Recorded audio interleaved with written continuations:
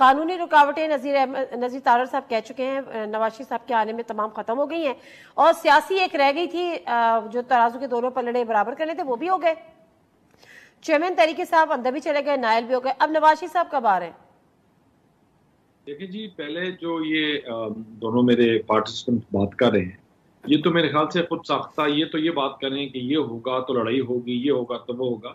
میں نے I am sitting here as a spokes person of the party, اور میں بڑے وثوق سے کہہ رہا ہوں ہماری نہ کوئی انٹینشن ہے نہ ہماری کوئی سوچ ہے. We want the election to be on time.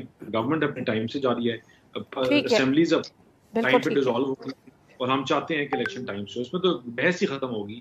مطلب I am not here representing, میں اپنی ریپرزینٹ کر رہا ہوں، میں پارٹی کو ریپرزینٹ کر رہا ہوں، and I have given the narrative on it.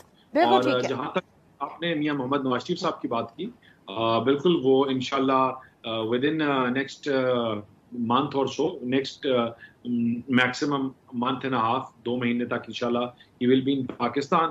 اور وہ اپنے قانونی ماہرین سے اپنے کچھ مشاورت کے بعد جلد وہ سلیکشن کیمپین کو ہیڈ کریں گے انشاءاللہ. میڈیکل ایشوز تو کوئی نہیں ہے نا؟ طبیعت تو ماشاءاللہ ٹھیک ہے ان کی. دیکھیں یہ پہلے تو یہ تھا نا بیماری کی وجہ سے نہیں آ پاتے، اب کیسز کی وجہ سے نہیں آ پا رہے.